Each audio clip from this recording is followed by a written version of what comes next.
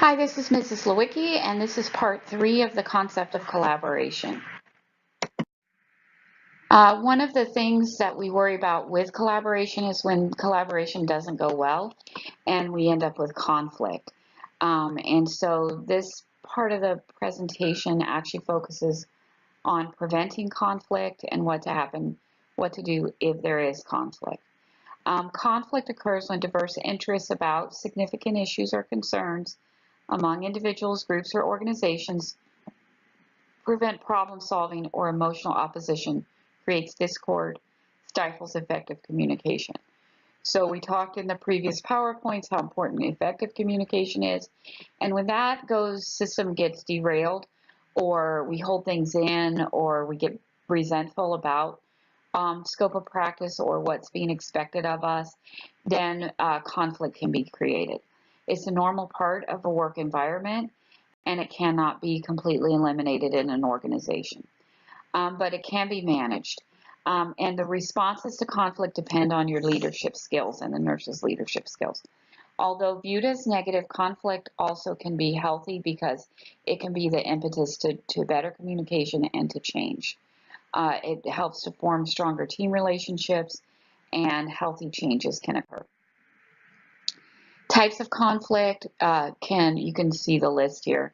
I'm not going to go through that. You've probably experienced conflict at some point in your life between a coworker, between yourself and the cashier, between yourself and the bank manager or the banker, between yourself and your child's teacher, or between yourself and your teacher, or between you and your classmates. Types of conflicts can occur. It gets more significant when it becomes whole teams of people in conflict against others. Sometimes you'll get shift conflicts, so the night shift never does anything, and oh, those awful people on the day shift, or about whole departments. The lab never gets us our stuff on time, and this is stat, and why aren't we getting this stuff stat like we need to? And so those are all different types of conflicts. Conflict can occur intrapersonal within an individual. Stress and tension resulting from real or perceived pressure generated by incompatible expectations or goals is what interpersonal is. So it's within yourself. I didn't get that A that I wanted, and so what did I do wrong? And it creates more stress. Interpersonal is between two or more people. Between two or more people can arise from differences in goals or personalities, competition, concern about territory, control, or loss.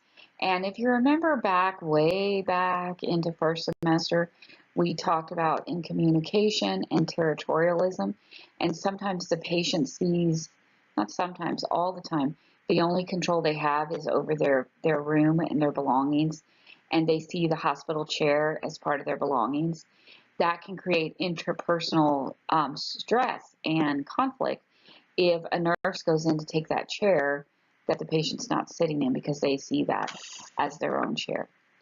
Intergroup, between teams and competition, so sometimes that's good. Intergroup, I expect that my Buccaneers or my Tampa Bay Rays are competing against the other team. We want there to be that type of conflict. But when it, just to continue on the baseball metaphor, when it becomes a bench clearing brawl and the pitchers lobbing pitches, fastballs at batters, that is not a good intergroup conflict. Intra-organizational, between two organizations within one market. And so Florida Hospital, now Adventist Health, is in competition for the same patients that go to Baycare. And that's what intra-organizational is. Covert and overt conflict.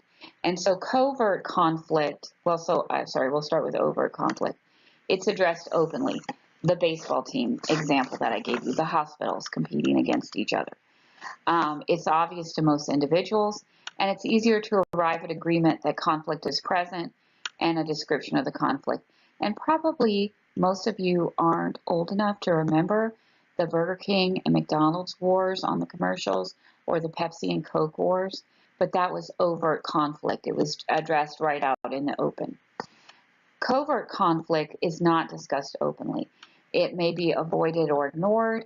It may be exhibited in reactive, repressive, or avoidance behaviors. And so sometimes if you're in conflict with one of your coworkers and you do things to maybe not sabotage that relationship, but you're not going out of your way to help them.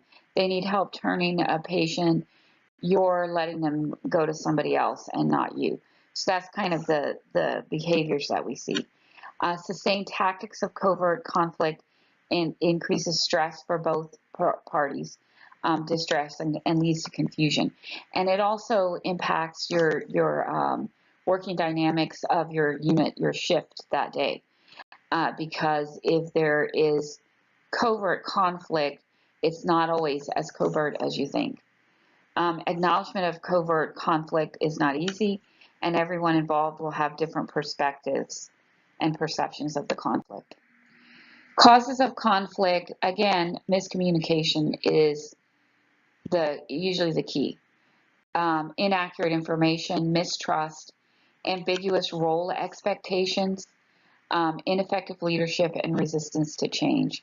In the healthcare environment, there's two primary sources, and those are role boundary. So we don't actually understand what other disciplines do or what other members of our own team do, or we don't value that.